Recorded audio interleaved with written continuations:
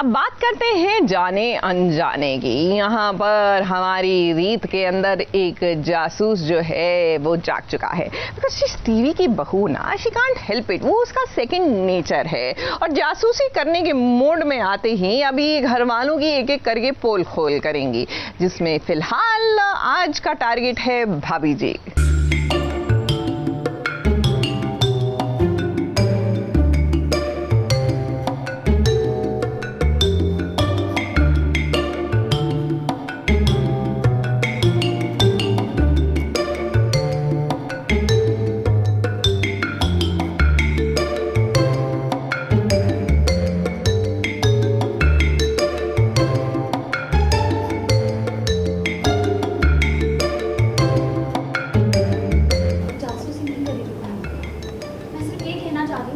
आपको अगर कोई भी प्रॉब्लम है तो आप किसी अच्छे हॉस्पिटल जाइए। ऐसे झोला छाप डॉक्टर के पास क्यों जा रही है? किन हॉस्पिटल्स में जाइए? उन हॉस्पिटल्स में जिन्होंने साफ साफ कह दिया है कि मैं कभी मां नहीं बन सकती।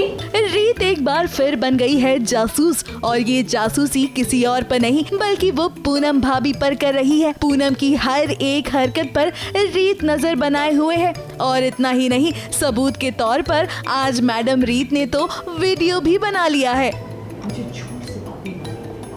और ये क्या कह रही है?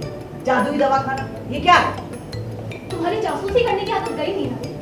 तुमने ठेका लेकर रखा हुआ है क्या कि हर किसी पे नजर रखो? तुम्हारी इसी जासूसी करने की आदत की वजह से तुमने घर में सबसे उनकी आजादी छीन ली। अरे किसी को तो चैन से जीने दो। आप मर नहीं जाओगे अगर आप बच्चा नहीं पैदा कर पाए। आप उस फालतू से क्लिनिक में गई ना, जादुई दवा खाना। क्या कह रही हो तुम?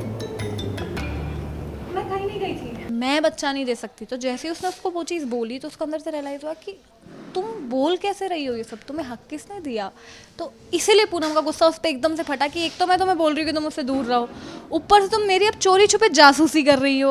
उसका पूनम का सारा जो दिमाग उसने लगाया, उसको लगा कि मतलब मैं तो बेवकूफ़ हूँ जो मैं इतनी मेहनत कर रही थी और ये सब कर रही थी। इसने सब खोल दिया सबके सामने। अब देखिए, रीत की गलती नहीं है, उसके तो खून में ही अब जासूसी घुस गई है, तभी तो अपने ही घर में वो जासूसी कर रही है। अब इसमें तो पूनम भाभी की भी गलती है। पूनम भाभी को बच्चा चाहिए, इसके लिए वो किसी बाबा के पास गई थी, जिसके लिए वो जादुई गोली खा रही हैं। और आज रीत ने पूनम भाभी को रंगे हाथों पकड़ लिया है, और इतना ही नहीं, घर वालों को सच्चाई भी बता दी है। बस फिर क्या, घर में शुरू हो गई है महाभारत। तो मेरी बीवी से ऐसे बात नहीं कर सकती। मैं तुम्हारे ऑफिस में नौकरी करता हूँ, इसका मतलब ये नहीं है मेरी बीवी तुम्हारी बीवी की चाकरी करेगी। पूनम अपनी जिंदगी में क्या करती है क्या नहीं, उसका जवाब उसे सिर्फ मुझे देना, तुम्हें या तुम्हारी पत्नी को नहीं।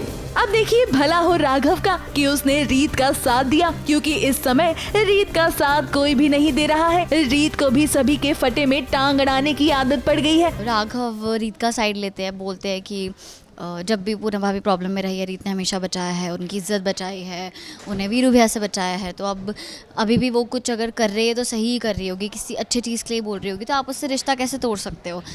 सब लोग चुप है अभी फ़िलहाल तो, क्योंकि राघव ने साथ दिया है। लेकिन अपसेट हो चुके हैं, क्योंकि हर चीज़ में रीत को अपनी टांग अड़ानी होती है, हर चीज़ में रीत को मोर्चे उठाने होते हैं कि तुम ऐसा क्यों कर रहे हो, तुम ऐसा क्यों कर रहे हो। किसी को अपनी लाइफ चैन से जीने नहीं दे रही है वो, तो बस यही चल रहा है अभी। अब देखना वाकई में इंटरेस्टिंग होगा कि रीत पूनम की हेल्प किस तरह से करेगी और उसे किस तरह इस मुसीबत से बाहर निकालेगी। तुम बड़ी बहन होने का वास्ता देकर मेरा दम घोटने की कोशिश कर रही थी, तो आज मैं ये रिश्ता यही खत्म कर दूं।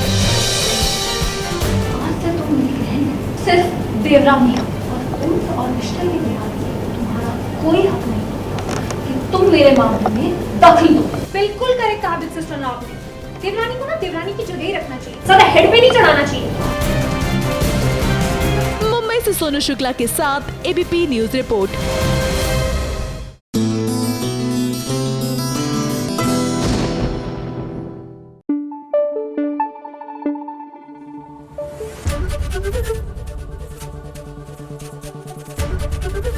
एबीपी न्यूज आपको रखे आगे।